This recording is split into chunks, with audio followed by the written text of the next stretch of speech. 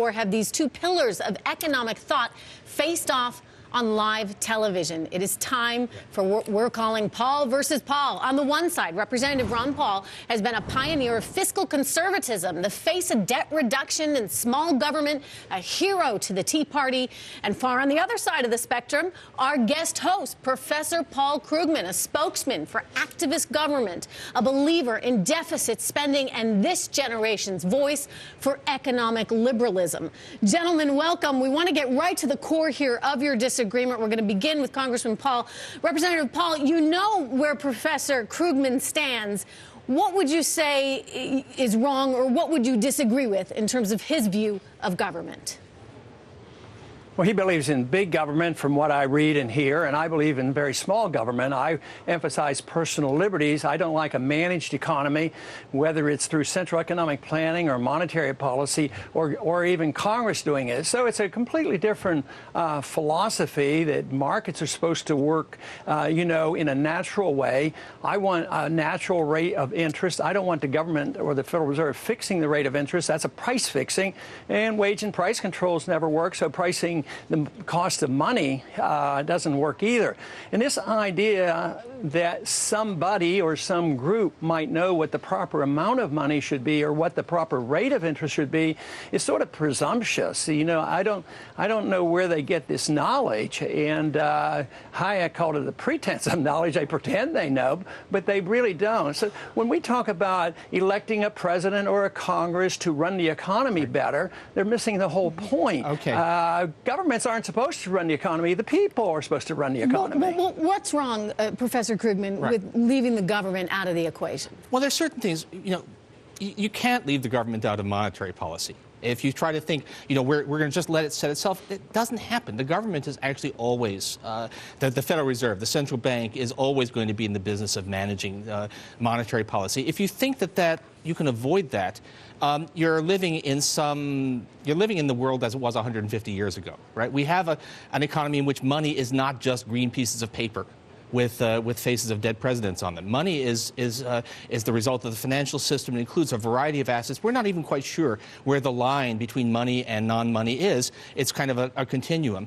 And look, history tells us that, in fact, a completely unmanaged economy is subject to extreme volatility, subject to extreme downturns. I know there's this legend that people like, probably you, Congressman, have, that the Great Depression was somehow caused by the government, caused by the Federal Reserve, but it's not true. The reality is that was a market economy run amok, which happened repeatedly over the past couple of centuries.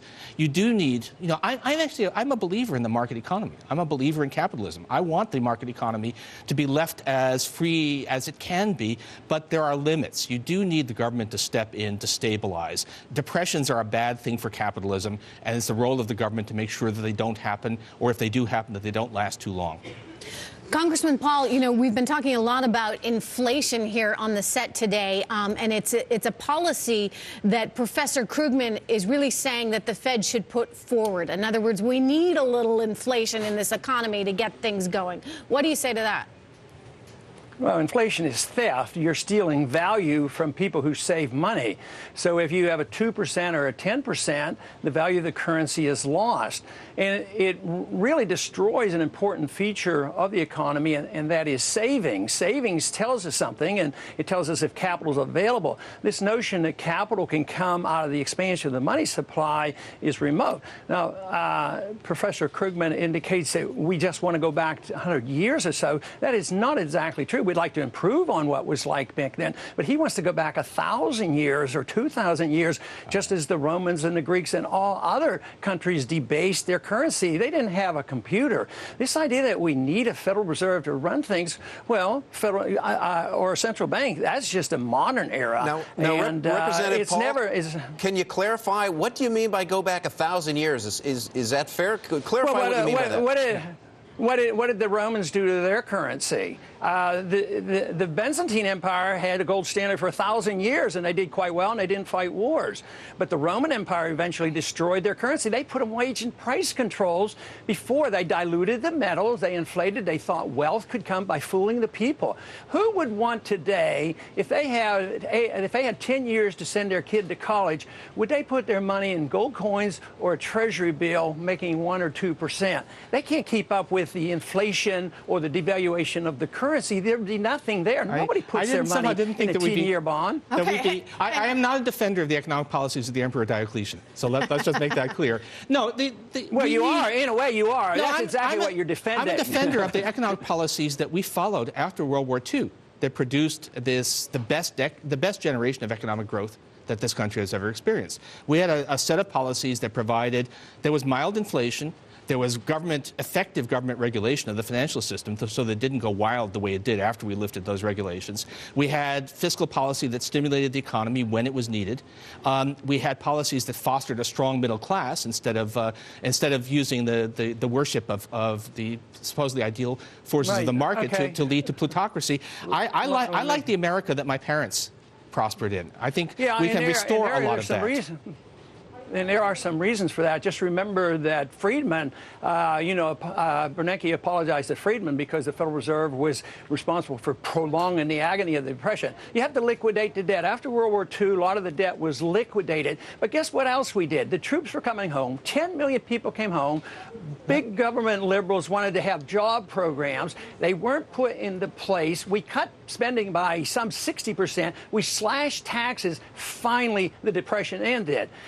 Yes, there were some things, but it was the liquidation of debt that made it available that we could go back to work again. I want to say something about Milton Friedman here, because if you actually read what he wrote in his writings for economists, as opposed to some of his slightly loose popular writings, he actually said that the Federal Reserve was responsible for the Great Depression because it didn't do enough. Friedman's complaint was that the Federal Reserve did not print enough money. Now, I know this really. When Ben Bernanke talked about the helicopter, he was taking that metaphor from Milton Friedman. That wasn't his idea. It's really telling that in the state of America right now, Milton Friedman would count as being on the far left of the debate over monetary policy. Yeah. That's something terribly wrong with the way we've gone here. The point is, the Fed either does too much or too little, and they can't do it. So they don't have a very good record. They've ruined 98% of the value of the currency since 1913. And that's dishonest. That steals value from people. Why should people get 1% for the money for savings, and the banks get it for practically free, and they make money? Why did the Federal Reserve bail out the rich? Why didn't they give the money to the mortgage holders? If you care about poor people, so Representative Paul, houses, why didn't you use helicopters? Why didn't you use helicopters and pass it out to the home builders? That would have been more fair. Well, what is your prescription then for what should the Fed do? I mean, should we not have a Federal Reserve? I mean, what should the role of the Fed be? You talked about Milton Friedman. He said, hey, why not replace the Fed with a computer? What is it going to come to? I'm with him.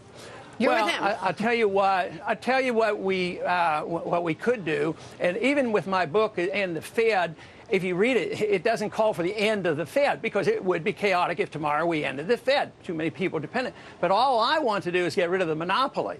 I want to legalize competition. There's legal competition on currencies around the world. Why can't we allow ourselves here the legal competition over gold or silver standard? Why was the Fed so frightened about this? And then, if I'm wrong, I have no idea what that's about. Who cares? If I'm right, if you want the paper money, and I'm wrong, it doesn't hurt anybody. Just allow me to legalize the currency, get rid of the monopoly, take the taxes off gold and silver, and get rid of the sales tax and capital gains tax and get in legal tender laws.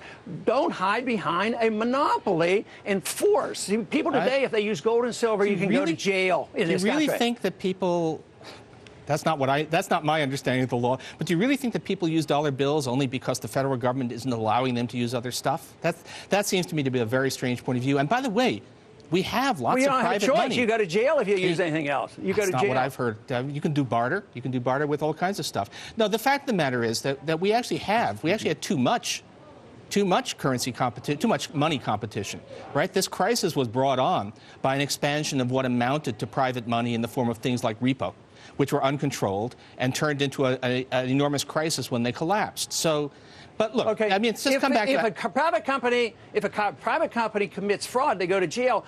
If the Federal Reserve commits fraud, they get nothing. I mean, you can do whatever you want. So if you had private issue of money and you committed fraud, you would go to jail for this. If you think that, but no, governments can debase a currency and injure a lot of people, cause the business cycle, cause the inflation, cause the unemployment, and they get off scot-free. I've been pretty harsh on our understanding. I've been pretty harsh on Ben Bernanke, but fraud is not one of the things I would charge him with. Well, Dr. Krugman, if you want him to print more money faster, believe me, it doesn't work. We have enough evidence for that. So, Dr. Krugman, let's try to, and we touched on this earlier, but if we can try to put a number on it.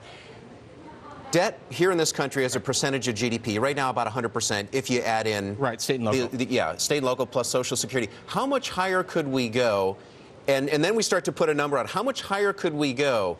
And then I want to ask your counterpart, Representative Paul, the same question. All right. I mean, I don't have a fixed number. But if it takes another 30 points to get us out of this depression, then I'm willing to accept that. I won't claim that there's no risk, but the risk of not doing what it takes to get out of the depression is a clear and present danger. I don't want us to go up to Japanese levels of debt, even though they turn out to be able to carry those levels of debt. But we're not anywhere close to a red line here, is the point. I can't give you a specific number, but we're not. But 130%. Is you just cited 30 percentage points. Britain was when John Maynard Keynes was writing, Britain had debt that was on the order of 130% of GDP. That didn't stop fiscal stimulus from actually being the answer. The main point is that trying to reduce that number by slashing spending now actually makes even the debt problem worse. It's one thing to say, oh, I don't like that level of debt, but if you're going to say, and my proposal is to actually destroy the economy so that we can't, in fact, afford to carry the debt we already have, that's not a helpful policy. Representative Paul, your response? Well, he just ignores the fact that we did better after World War II when we did reduce the debt and the spending. But no, one thing I can't agree with him is we don't know the precise date. We don't know whether it's 110, 130. It could be tomorrow on some other event because there is a subjective factor involved. And we are sort of given a leeway because the world still trusts our dollar. I agree with him. But that just means it's a bigger bubble for our bonds and our dollar. So we don't know. But if this were true, America, as long as if you believe that the world will continue to take our dollars no matter what our debt is, Americans shouldn't have to work anymore because we just print all the money. But the worst part about all this is the facilitation of debt because the Fed is the lender of a resort, not only to their friends on Wall Street and all their banker friends, but also to the politicians who get reelected by running up these debts, and the Fed always is there. They have to be there. So there's no restraints on the Congress to run up debt. So if you love big government and think it can last forever, no, I can understand why you'd love the Fed, but some of us believe in freedom and markets and sound money. I believe in freedom and markets. I just don't believe in monetary policies to perpetuate depression. We're going to leave it there. We're going to have much more with Representative Paul, Representative Ron Paul, and also Professor Paul Krugman on the other side of this break. We also want to point out we're going to be talking with Dallas Fed President Richard Fisher. Maybe we'll see how he handles all this criticism of the Fed. We've got the whole gang back with us in 2 minutes.